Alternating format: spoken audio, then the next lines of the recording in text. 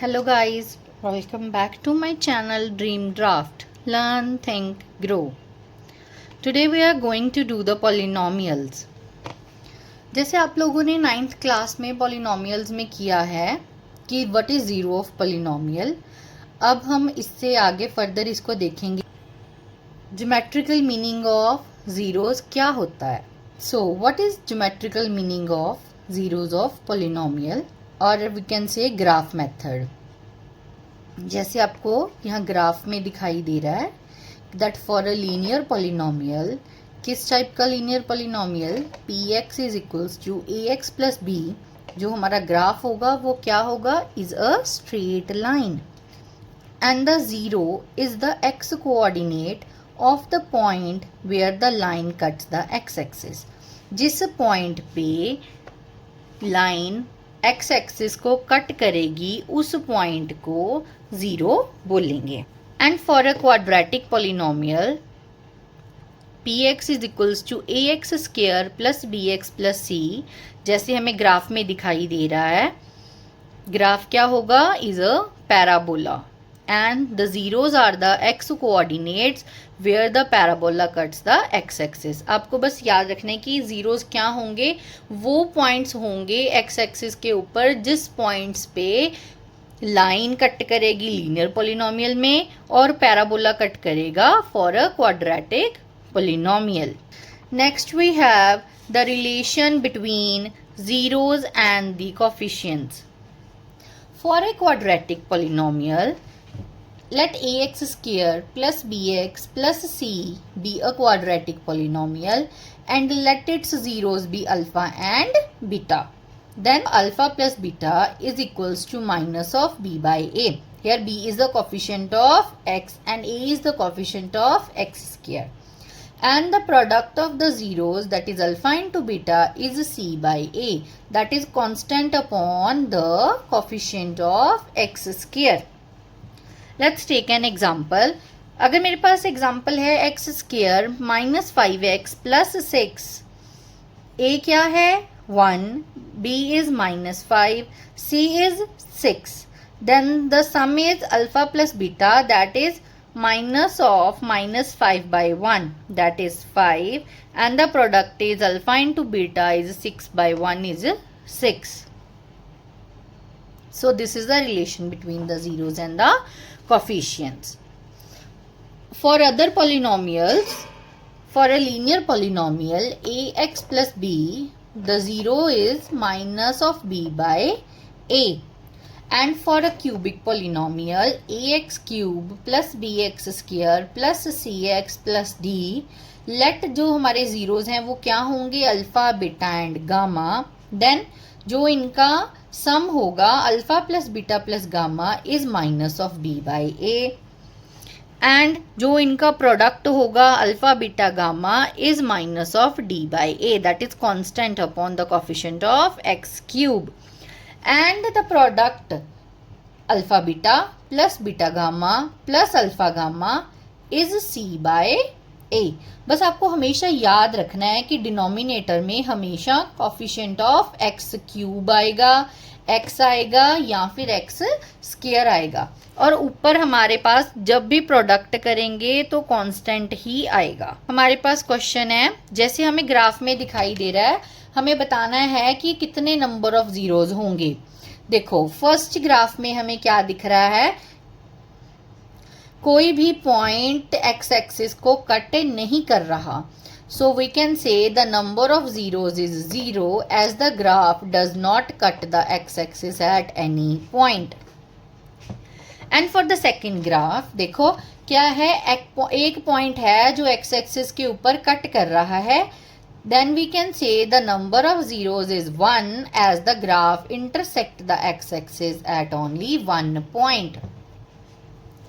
Third graph में देखो क्या हो रहा है, the number of zeros is 3 as the graph intersect the x-axis at 3 point. देखो ग्राफ में जो एक्स एक्सिस है उसे कट कर रहा है ग्राफ 3 पॉइंट्स के ऊपर, इसलिए हमने बोला कि नंबर ऑफ जीरोस क्या होंगे, 3 होंगे. फोर्थ में देखो number of zeros is 2 as the graph cut the x axis at 2 points. And for the fifth, the number of zeros is 4 as the graph intersects the x-axis at 4 points. And the number of zeros in the sixth is 3 as the graph intersects the x-axis at 3 points. Next है, find the zeros of the following quadratic polynomial and verify the relation between the zeros and the coefficients. अब हमें polynomial given है, उन्होंने बोला है कि हमें verify करना है relation between the zeros and the coefficients. First हम क्या करेंगे, पहले तो हमें जीरोज फाइंड करने पड़ेंगे. जीरोज तो हमें नहीं पता, गिवन नहीं है, पॉलिनोमियल गिवन है, तो उनसे हम जीरोज बनाने के लिए उसके क्या करेंगे, फैक्टर्स बनाएंगे, फैक्टराइजेशन करेंगे. And to do the factorization, देखो हम क्या करते हैं, हम constant and the coefficient of x square को मल्टीप्लाई करते हैं. वो हमें क्या देता है, 8 इंटू 1 इज 8. तो हमें मिडल टर्म को ऐसा बनाना है कि अगर मल्टीप्लाई करें तो 8 आए और प्लस या माइनस करने पे -2 आए.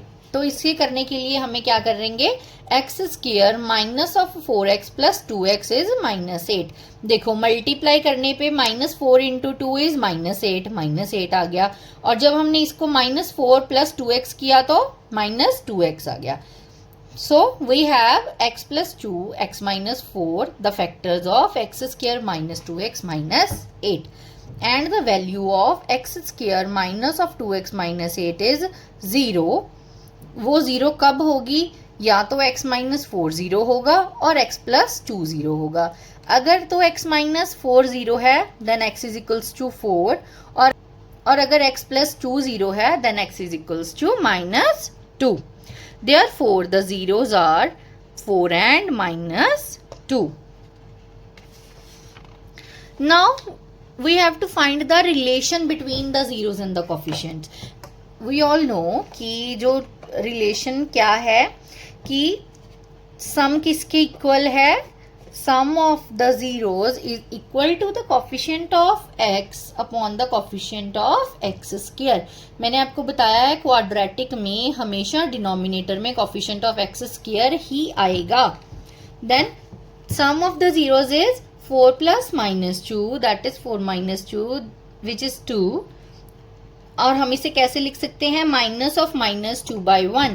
Here 1 is the coefficient of x square and -2 is the coefficient of x. Hence it verifies the relation. And for the product we know that the constant term upon the coefficient of x square. So 4 into -2 is -8. So -8 is -8/1. And where what is -8? -8 is the constant term and 1 is coefficient of x square. Hence we verify the relationship. आप एक और question देखो, आपको बहुत अच्छे से clear हो जाएगा. नेक्स्ट क्वेश्चन है 4u स्क्वायर प्लस 8u. देखो 4u स्क्वायर प्लस 8u, अब मैं इसमें से 4u कॉमन निकाल सकती हूँ. Then I have 4u and u plus 2. Factors तो बनाने पड़ेंगे क्योंकि हमें जीरोस फाइंड करने हैं, एंड जीरोस क्या होते हैं, जो फैक्टर्स होते हैं. So the value of 4u square plus 8u is 0. कब 0 होगी, when 4u is equals to 0 और u plus 2 is equals to 0. So we can say that for 4u is equals to 0, we have u is equals to 0, and for u plus 2 is equals to 0, we have u is equals to -2. Therefore, the zeros are 0 and -2.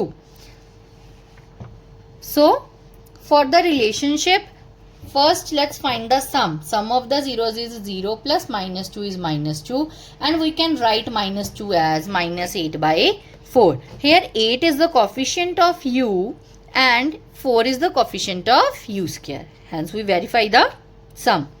And to verify the product, let's find the product of the zeros. That is 0 into -2 is 0, and we can write it as 0/4.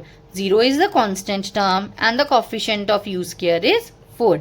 Hence it verifies the relationship between the zeros and the coefficients. Next we have find the quadratic polynomial each with the given number as the sum and the product of its zeros respectively.